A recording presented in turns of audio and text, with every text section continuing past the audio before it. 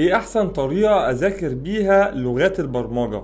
بص يا هندسة، قبل ما تبدأ في مذاكرة لغات البرمجة عايزك تقتنع اقتناع واحد بس، ان معظم لغات البرمجة متقاربة لبعض بشكل كبير. فوانت بتذاكر اي لغة برمجة تهتم اكتر اللي انت تفهم الكونسبتس المختلفة، ما تحفظش لغات البرمجة او تحفظ السينتاكس. خلي هدفك دايما اللي انت تفهم اي حاجة في لغة البرمجة، لان بنسبة كبيرة زي ما قلت لك الكونسبت بتتكرر. يعني هتلاقي مثلا في الجافا قريبة جدا من كوتلين، قريبة جدا من دورت، معظم اللغات قريبة جدا من بعض. حتى في الاوبجكت اورينتد بروجرامينج الكونسبت واحد، اللي بيختلف بس طريقة الكتابة او السينتاكس اللي انت بتكتب بيه في لغة البرمجة دي. يبقى اول حاجة افهم كل حاجة في لغة البرمجة. تاني حاجة يا صديقي، طبق اي حاجة بتذاكرها، اي توبيك او اي كونسبت برمجي بتبدأ تذاكره جديد،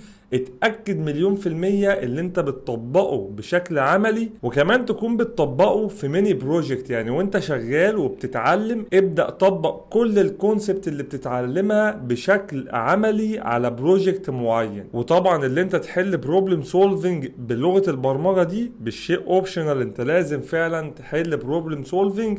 وبالتوفيق يا صديقي.